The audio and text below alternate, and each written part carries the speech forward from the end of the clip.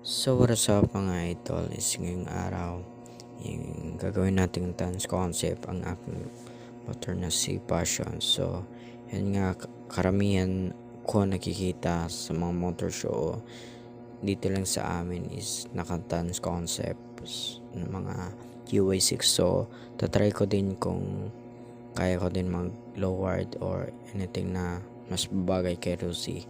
So yun, at tinanggal ko na nga yung mga tornilyo, nagsama pa yung anak ko, gusto tumulong. So yan na nga,